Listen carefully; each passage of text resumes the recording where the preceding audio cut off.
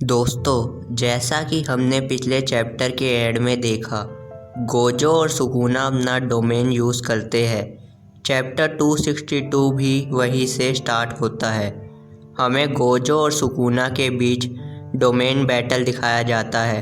Utah, जिसका Gojo की body पर कंट्रोल है, वो यूज़ करता है डोमेन अनलिमिटेड वॉइड और सुकुना यूज़ करता है अपना डोमेन मैलेवोलेंट श्राइन। दोनों का डोमेन एक दूसरे से क्लैश करता है। फिर यूटा खुद के डोमेन को सुकुना के डोमेन से बचाने के लिए उसके साइज़ को बहुत ही छोटा कर देता है। दोस्तों, मांगा में हमें पहले भी ऐसा दिखाया गया था, जब सुकुना के डोमेन के हमले से गोजो का डोमेन बार बार डिस्ट्रॉय हो रहा था। उस वक्त गोजो ने अपने डोमेन के साइज़ को बहुत छोटा कर लिया था ताकि गोजो अपने डोमेन को सुकुना के डोमेन से डिस्ट्रॉय होने से बचा सके। उस टाइम यूटा ने यह चीज़ देख ली थी, इसलिए यूटा भी वही कर रहा था। तभी हमें पता चलता है कि गोजो का यह स्मॉल बैरियर डोमेन सुकुना के मैलेवोलेंट श्राइन के हमले को सिर्फ 3 मिनट तक ही झेल पाएगा। उसके बाद एकदम से ही ये डोमेन डिस्ट्रॉय हो जाएगा। फिर यूटा मन में सोचता है कि सुकुना की हालत ख़राब होने के कारण वो इस डोमेन को 3 मिनट तक ओपन रख पाएगा, जैसा गोजो ने सुकुना के अगेंस्ट फाइट में किया था।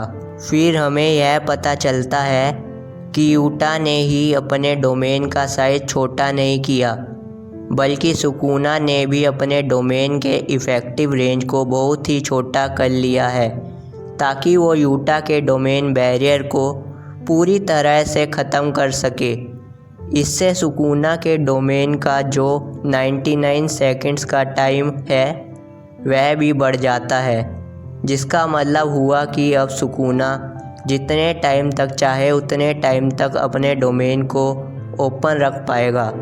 इससे ये पता चलता है कि किस तरह सुकुना अपने हर एक अपोनेंट से एक कदम आगे रहता है, इसलिए वह इतना पावरफुल भी है। सुकुना के पास अपने अपोनेंट के हर हमले का काउंटर होता है। यूटा के मुकाबले सुकुना के पास जुत्सु का और डिफरेंट हालात में फ़ाइट करने का एक्सपीरियंस बहुत ज़्यादा है।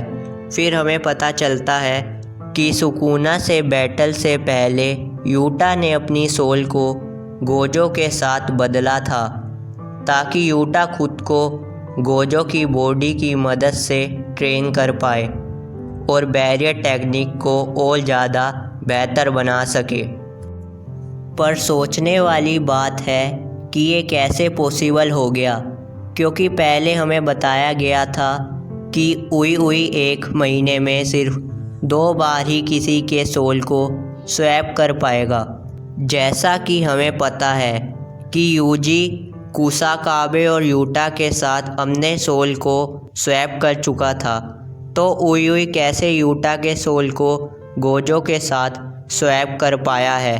फिर हम देखते हैं कि यूटा सोच रहा होता है कि मैं इन 3 मिनट के अंदर सुकुना को इतना डैमेज करूँगा कि वो अपने डोमेन को मेंटेन नहीं रख सकेगा। दूसरी ओर सुकुना सोचता है कि मैं 3 मिनट में इन्फिनिटी वॉइड को ख़त्म कर दूंगा।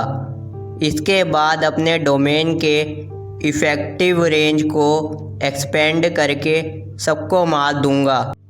फिर हम देखते हैं कि यूटा सुकुना के ऊपर ब्लू से अटैक करने जाता है, लेकिन सुकुना यूटा के पास आकर गोजो की इन्फिनिटी को ब्रेक कर देता है और फिर सुकुना यूटा को एक जोरदार पंच मारता है।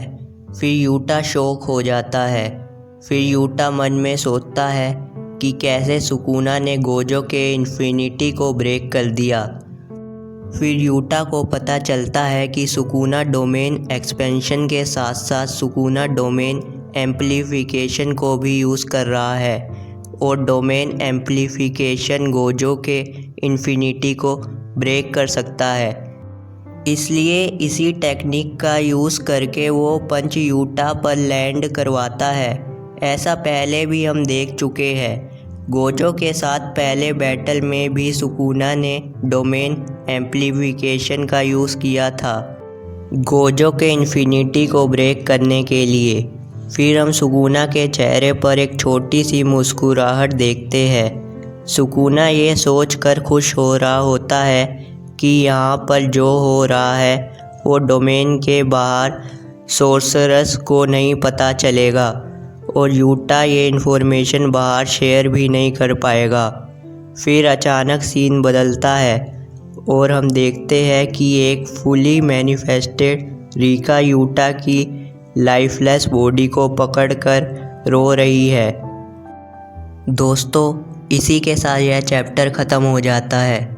दोस्तों, सुकुना को हराने के लिए यूटा क्या कुछ नहीं कर रहा है, ह्यूमैनिटी की रक्षा के लिए सुकुना से बैटल कर रहा है। तो आपको क्या लगता है दोस्तों, इस बैटल में यूटा सुकुना से जीत पाएगा या नहीं? ये आप कमेंट करके बता सकते हैं। और अगर आपको यह वीडियो अच्छा लगा हो तो आप चैनल को सब्सक्राइब भी कर सकते हैं।